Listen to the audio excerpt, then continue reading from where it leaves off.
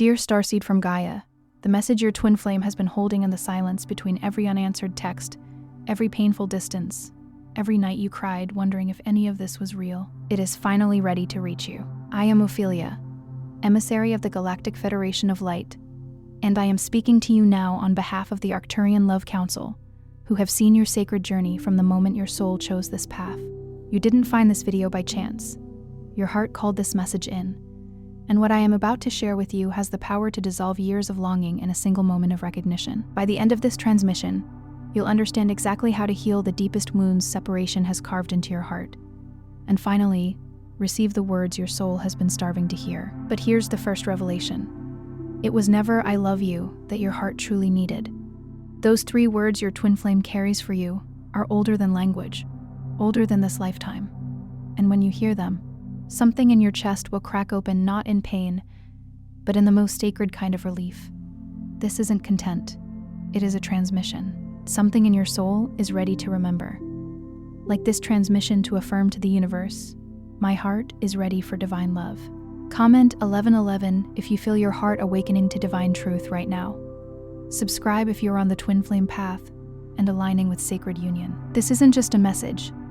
It is a moment of divine intervention. Your soul has been waiting for this guidance. Your heart knows why you're here. And those 3 words are not a phrase you've been waiting to hear from someone else. They are a transmission. They are an activation. They are a remembrance that lives inside the part of you that has never forgotten what love actually is, even when every experience in this lifetime tried to convince you otherwise. Imagine these words as keys, not just to understanding, but to unlocking chambers within your very being that have been sealed by the dust of forgotten knowing. They are a homecoming song sung by your deepest self, a melody that resonates with a truth so ancient it predates memory. Before we go deeper, something needs to be said, and it needs to be said now, while your heart is still cracked open from what was just shared. This vulnerability you feel, this raw exposure, is the sacred ground upon which true transformation can blossom. Some of you have been carrying this weight for years. The waiting, the doubt, the quiet fear that love has forgotten your name. It hasn't. Your name is etched in the very fabric of the cosmos, a luminous signature in the celestial tapestry. But your signal needs recalibration, not more patience. Patience can be a beautiful virtue, but when it's laced with a resignation born of repeated disappointment, it becomes a cage. The Divine Love Frequency Code is the transmission the Arcturian Council asked to be made available now, because the souls hearing this are closer to union than they realize. They are on the precipice, poised to step through a veil that thins with every beat of their awakened heart. The complete guide, with all 7 activation bonuses, is linked in the first pinned comment. It won't stay there forever. Like a celestial alignment, this opportunity is precious and timely. Now let us go somewhere real. Most souls who are on the path of deep, sacred love, the kind that doesn't just comfort you but actually transforms you, have been wounded in a very specific way. It's a wound that doesn't bleed externally, a subtle erosion, rather than a brutal severing. Not by cruelty, necessarily. Not always by betrayal, but by a subtler violence, the repeated experience of being loved incompletely. Imagine being offered a cup of water, but it's only half full, leaving you perpetually thirsty. Of being held, but not fully seen. Like a painting admired for its frame, but its vibrant canvas remains obscured.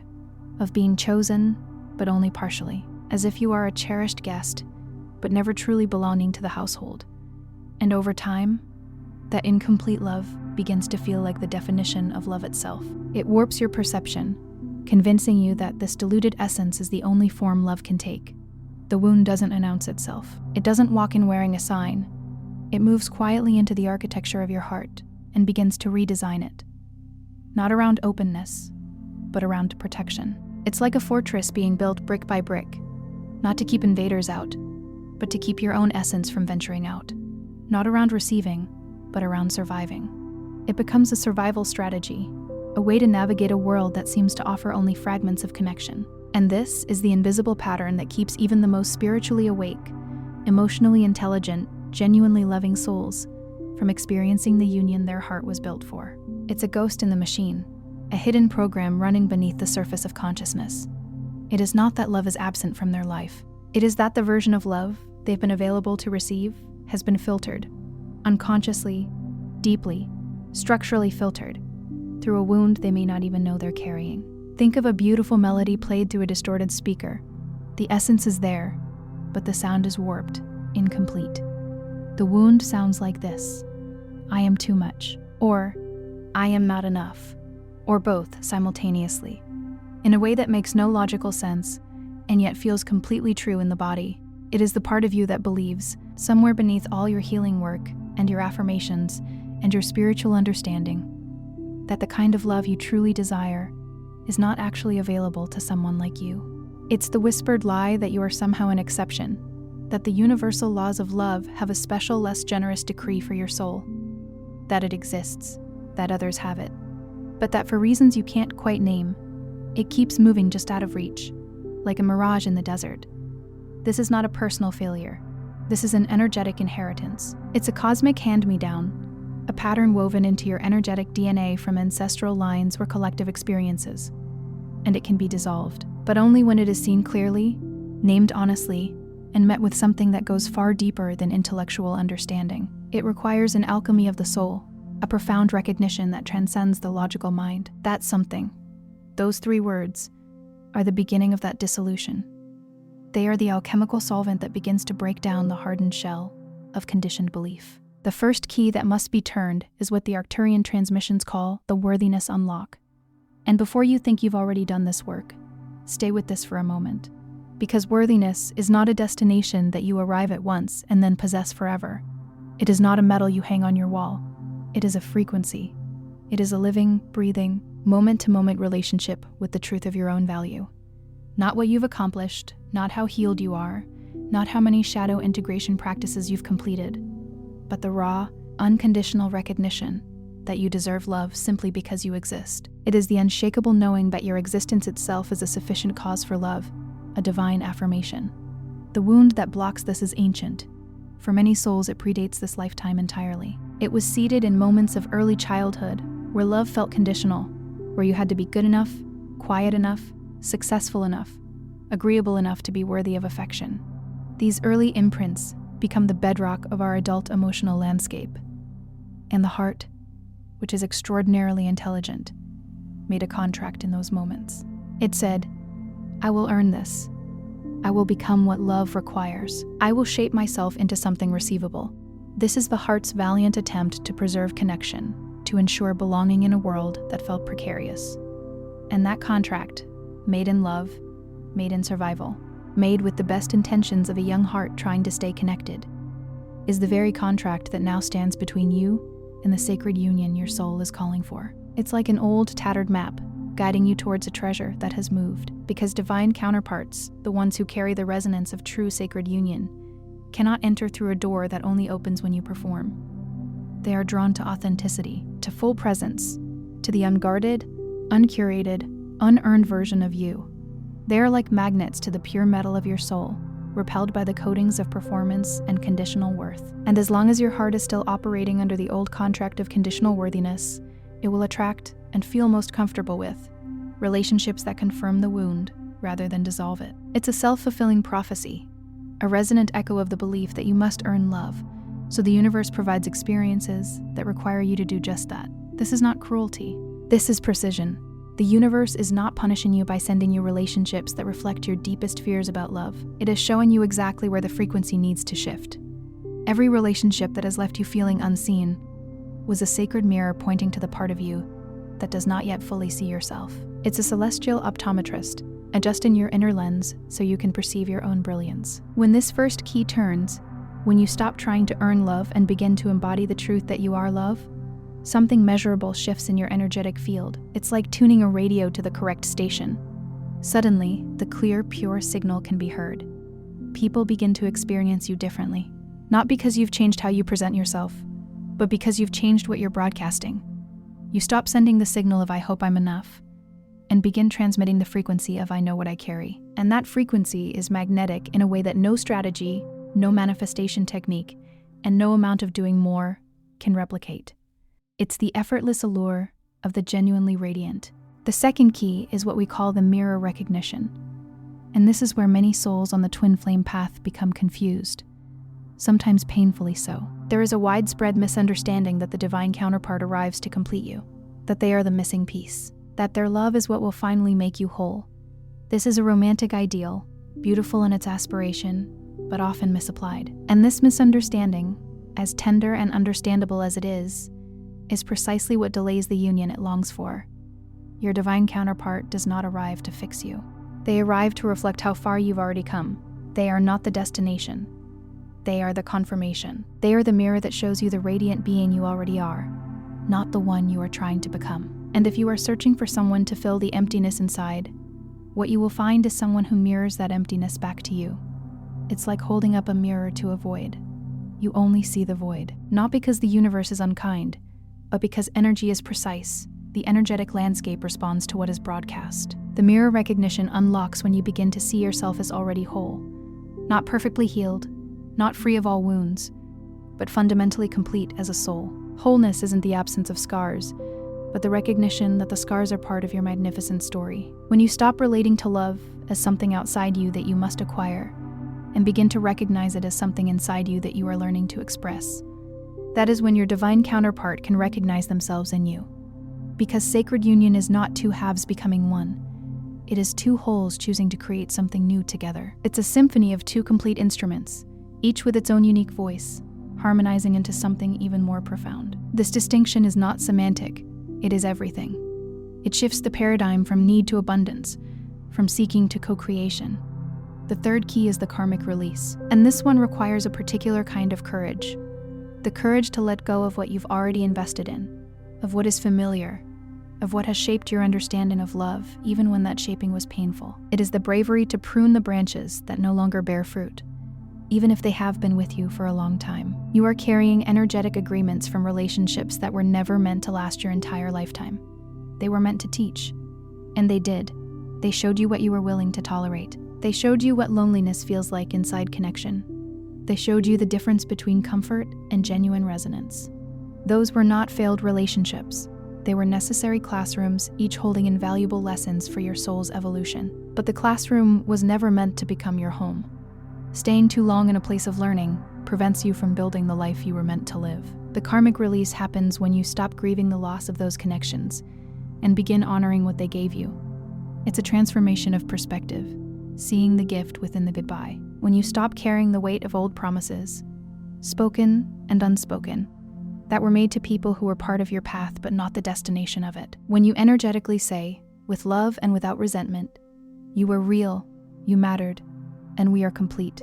This is a declaration of energetic sovereignty, a reclaiming of your life force. Many souls stay energetically bound to past relationships long after the physical connection has ended, not because they haven't moved on emotionally, but because the heart has not been formally released. The cord still runs, the frequency still echoes. It's like leaving a light on in an empty house, still broadcasting an outdated signal. And your divine counterpart, who is navigating by the signal of your heart, cannot fully lock in while there is interference on the line. The energetic channels must be clear for true resonance to occur. Release is not forgetting. It is not dishonoring what was. It is the sacred act of completing what was begun, so that what is coming can actually arrive. It's like closing a book on one chapter, so you can begin the next with a clear mind and an open spirit. The fourth key is the divine timing surrender, and this is perhaps the most misunderstood key of all. Because surrender, in a culture that prizes action and control and manifestation through effort, feels like giving up. It feels like a defeat. But sacred surrender is not passive. It is not resignation, it is the most advanced energetic stance a soul can take. It is an act of trust, a confident yielding to a wisdom far greater than your own. The universe is not delaying your love. It is perfecting the conditions. It is meticulously preparing the stage, ensuring that all elements are in place for the most magnificent unfolding. And if you are honest with yourself, there were moments in your past, people you wanted desperately, situations you tried to force, connections you attempted to manifest through sheer will. And in retrospect, you can now see clearly that the timing was not right, that who you were then could not have held what you're ready for now. That the delay was not punishment, it was preparation. It was the universe holding you in a sacred incubator, allowing you to mature and expand to the capacity of your destined love. Divine timing surrender unlocks when you stop measuring the distance between where you are and where you want to be, and begin trusting the precision of the path you're on. When you stop the internal negotiation, why not yet? What else do I need to do? How much longer? And begin to rest in the knowing that what is yours cannot miss you. That love, real love, does not operate on your timeline of impatience. It operates on the timeline of your readiness. It's not about bending time to your will, but aligning with its inherent perfect flow. And readiness is not a fixed point. It is an unfolding. You are becoming it right now, in this very moment, by choosing to hear this. Each breath, each insight, each moment of inner peace contributes to your evolving readiness. The fifth key is the magnetic embodiment. This is where spiritual understanding must become lived frequency, because you can understand all of these truths intellectually.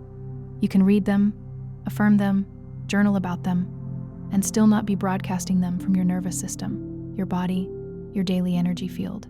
The true shift happens when these insights are integrated into the very cellular structure of your being. Divine love does not respond to desperation. It responds to resonance. And desperation, even very spiritually articulate desperation, is a low-frequency signal. It says, I lack this. I need this. I am incomplete without this. And that signal, no matter how wrapped in spiritual language it may be, repels what it's trying to attract. It's like trying to catch butterflies with a net of frantic energy. They flutter away. Magnetic embodiment means becoming, in your actual lived experience, the energy of the love you are calling in. It means being generous before you feel received.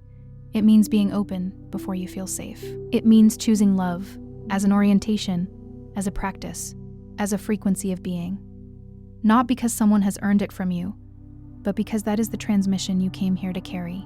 It's embodying the energy you wish to attract. When your vibration genuinely matches the frequency of what you're calling in, the attraction is not effortful. It is inevitable. This is not a metaphor. This is how energy operates. Like calls to like, not what you want, what you are. Your energetic signature becomes the beacon that draws your destined love. The sixth key is the separation wisdom. For those who know the particular ache of twin flame separation, the inexplicable grief of distance from someone who feels like home, this key is essential. It's a pain that transcends ordinary heartbreak, a sense of profound cosmic misalignment, because separation on this path is almost universally misread. It is felt as rejection, as failure, as evidence that the connection wasn't real, or wasn't meant to be, or has somehow been lost. But twin flame separation is not punishment. It is architecture. It is the universe creating structured space for two souls to do the individual work that cannot be done in each other's presence. Because the intensity of that connection, the mirror it holds, the wounds it surfaces, the rawness of being that fully seen, requires that each soul have periods of solitude in which to integrate what the connection revealed. It's a period of intense individual refinement, essential for building the foundation of a united future. The separation is not an ending, it is an interval. And what you do with it, whether you collapse into grief and longing, or whether you use it as the sacred crucible it was designed to be, determines the quality and readiness of the reunion when it comes. It's a test of your inner fortitude and your capacity for divine trust. Separation wisdom unlocks when you stop treating the distance as a wound and begin treating it as a curriculum. When you ask not when will this end, but what is this teaching me that I could not learn while in contact? When you use the space not to rehearse the ache of absence, but to become so fully yourself that reunion, when it arrives, is not a desperate collapse into each other, but a sovereign recognition of two whole souls choosing consciously. It's about emerging from the crucible not diminished, but refined and whole. The seventh key, and this one only opens when the others have been turned, is the reunion readiness. And what must be understood about this key is that it does not open from the outside. It cannot be unlocked by your counterpart arriving. It cannot be opened by the right timing or the right circumstances, or finally receiving the love you've been waiting for. It opens from within you. It always has. The power to initiate reunion resides within your own being. Your sacred counterpart cannot fully enter a heart that is still locked by worthiness wounds, still tangled in karmic cords, still broadcasting desperation, still resisting the wisdom of divine timing. Not because they don't want to, but because they cannot. The door has to be opened from your side first. It's an energetic prerequisite, a cosmic lock and key mechanism. And reunion readiness is not about being finished. It is not about having no more healing to do. It is about having done enough to be present, enough to receive what is coming, without immediately filtering it through the old wounds that used to distort your perception of love. It's about having cultivated the capacity to hold the incoming divine love without the old filters of fear and doubt. When this key turns, you will feel it. Not as excitement, not as urgency, but as a deep, quiet, cellular settling. A kind of peace that does not come from having everything figured out, but from having finally stopped fighting your own worthiness. A stillness in which you can feel, genuinely feel, that you are ready, that you have always been ready, and that what is coming has been ready for you too. It's the profound peace of coming home to yourself. Here is what needs to be said now, in this moment, as this transmission completes itself in your heart. You are not unlovable. You are being prepared. You did not fail at love. You survived love that was not yet aligned with your soul's depth. You navigated waters that were too shallow for the vastness of your spirit. And every experience that left you feeling less than, every relationship that ended before it should have, every connection that felt so close and yet remained just out of reach, was not evidence of your unworthiness. It was evidence of your precision. Your soul would not settle, even when your ego desperately wanted to, even when the loneliness was almost unbearable. Something in you held the line. Something in you knew that a version of love that does not honor the full depth of who you are is not love. It is compromise. And you were not built for compromise. You were built for communion, a divine merger of souls, not a settling for less. The 3 words that heal every wound in your heart are not words someone else speaks to you. They are words that your own soul has been trying to reach you with through every heartbreak, every silent night, every moment of unexplained longing that you couldn't quite name. They are the words that collapse the distance between who you have been performing yourself to be and who you actually are. They are the words that begin the recalibration, that start the signal shift, that open the door from the inside. And they are these: I am home. Not someone has given me home, but I am home. I return to myself. I end the exile. I stop the long, exhausting journey of searching outside for what has always been generating, quietly and faithfully, inside the chambers of this very heart. It is the ultimate homecoming, the return to the divine essence that has always resided within. When you say these words, not as an affirmation, not as a concept, but as a felt truth that moves through your body like warm light, the frequency of your entire being shifts. The wound does not disappear immediately, but the wound stops being in charge, and what begins to lead instead is the love that was never broken, the love that survived every disappointment, the love that is your original nature, your soul's truest broadcast, your most powerful signal. It is the reemergence of your uncorrupted divine core. Tonight, if you are willing, and only if you are willing, because no activation is forced, all opening is chosen, place your hand on your heart, not as a ritual, as a homecoming, and say aloud, or in the quiet of your own inner knowing, I am worthy of divine love. I release what was never mine to carry. I trust the sacred timing of my heart's journey, and I am ready to receive the love that is already moving toward me. Say it not because it feels completely true yet. Say it because you are choosing, in this moment, to let it become true. Because frequency follows intention, and intention, held in the heart with sincerity, reshapes the entire field. You are planting a seed of truth, and with your conscious intention, you are watering it to grow. If you feel a deep resonance with this message, and are ready to embark on the profound journey of integrating these keys into your life, the complete Divine Love Frequency Code transmission is available now. This is not just a guide, it is a sacred pathway, complete with 7 powerful activation bonuses designed to accelerate your journey to union. It's a comprehensive toolkit for recalibrating your signal and opening your heart fully to the love that awaits. Remember, this sacred offering will not be available forever, so do not let this window of opportunity pass you by. The link is waiting for you in the first pinned comment. Before you move on, take a moment and drop one word in the comments below. Just one word that describes what is alive in your heart right now. Not a paragraph, not an explanation, just the truest, most honest word that is present for you in this moment. And then read what others have written. Respond to one of them with whatever feels true, because healing is not a private event. Love multiplies when it is witnessed. And what is forming here, in this comment section, between these souls who found this message, this is not an accident. This is a convergence, a sacred gathering of light. If something in this transmission landed in a way that surprised you, that opened something you've been carrying quietly for a long time, please share it, not for an algorithm, For the person in your life who is waiting for permission to feel this, who hasn't yet found their way to this message, who is one transmission away from a shift that could change everything. You sharing this is an act of love. And love, given freely, always returns to its source. It ripples outward, creating waves of transformation. If you feel called to stay in this frequency, to keep receiving transmissions that go deeper, that activate more, that hold you accountable to the version of yourself your soul has been asking you to become, then subscribe.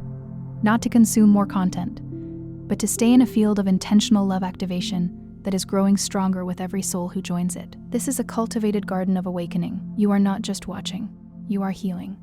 And this sacred space was built exactly for you. We are just getting started.